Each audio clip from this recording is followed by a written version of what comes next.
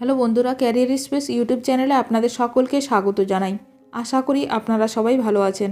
আজকে এই মুহূর্তে শিক্ষক নিয়োগ সংক্রান্ত যে সবচেয়ে গুরুত্বপূর্ণ আপডেট উঠে এসেছে, বিস্তারিত সেই সম্পর্কে আলোচনা করব।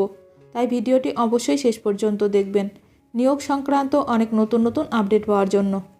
যারা চ্যানেলে নতুন তারা চ্যানেলটিকে সাবস্ক্রাইব করে পাশে থাকা বেল বাটনে প্রেস করে অল নোটিফিকেশানটিকে অন করে রাখবেন, কারণ এমন ধরনের লেটেস্ট আপডেট নিয়ে এই চ্যানেলে সবসময় ভিডিও আপলোড করা হয়ে থাকে।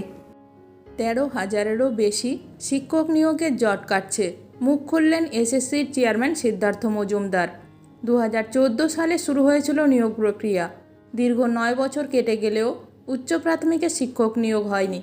তবে এবার কাটতে চলেছে উচ্চ প্রাথমিকের নিয়োগ জট। সেক্ষেত্রে 13,000-এরও বেশি শিক্ষক নিয়োগ হবে রাজ্যে। কলকাতা হাইকোর্টে উচ্চ প্রাথমিকের শিক্ষক নিয়োগের মামলার শুনানি ইতিমধ্যেই শেষ হয়েছে।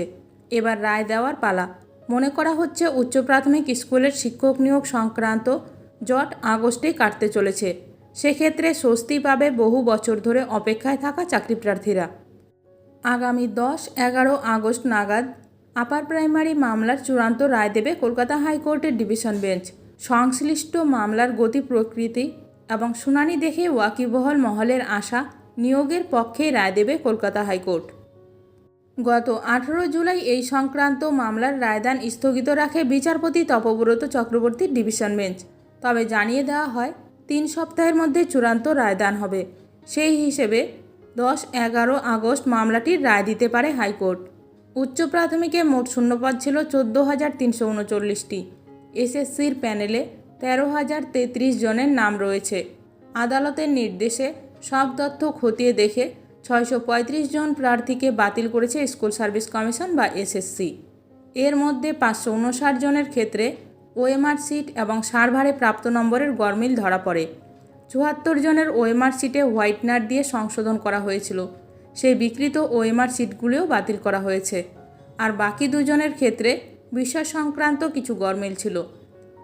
এ প্রসঙ্গে এসএসসির চেয়ারম্যান সিদ্ধার্থ মজুমদার বলেন, আশা করছি 10-11 আগস্ট রায়দান হবে। আদালত যদি বলে ওই 635 জনকে বাদ দিয়ে নিয়োগ করতে, তাই করা হবে। তবে এবার এটার একটা ফয়সালা হবেই। ভিডিওটি ভালো লাগলে অবশ্যই লাইক করবেন। আজকের ভিডিওটি এখানেই শেষ করলাম। নতুন কোনো আপডেট নিয়ে দেখা হবে নেক্সট ভিডিওতে।